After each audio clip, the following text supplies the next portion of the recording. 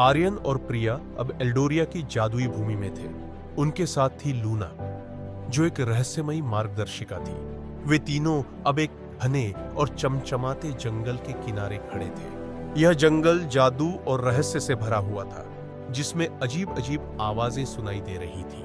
Luna ने समझाया, हमें इस जादुई जंगल से होकर गुजरना होगा ताकि हम उस सुराग तक पहुंच सकें जो एल्डोरिया के अंधकार को रोकने में मदद करेगा।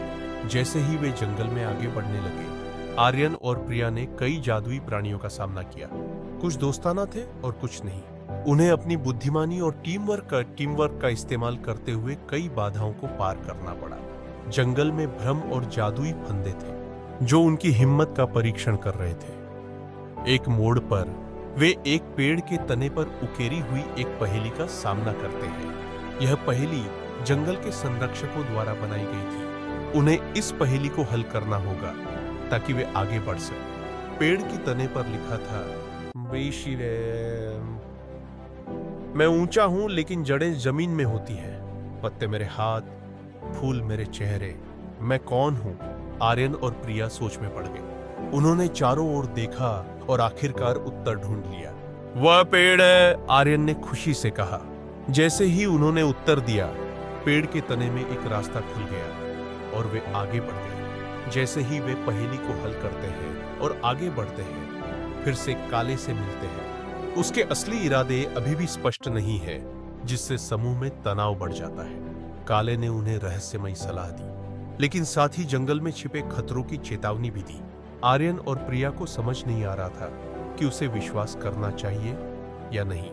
जंगल के संरक्षकों द्वारा बनाई गई एक और जादुई चुनौती का सामना करते हुए उन्हें एक और जटिल पहेली हल करनी होती है। यह पहेली प्राचीन प्रतीकों को समझने और जादुई फंदों से बचने पर आधारित होती है। उन्हें जंगल में फंसे रहने का डर सताता है। दूसरी पहेली यह थी, मैं हमेशा चलता हूं लेकिन कभी आगे नहीं बढ़ता। मैं कौन हूं? आर्यन और प्रिया ने सोचा और महसूस किया कि यह पहेली समय के बारे में है। घड़ी, प्रिया ने उत्तर दिया।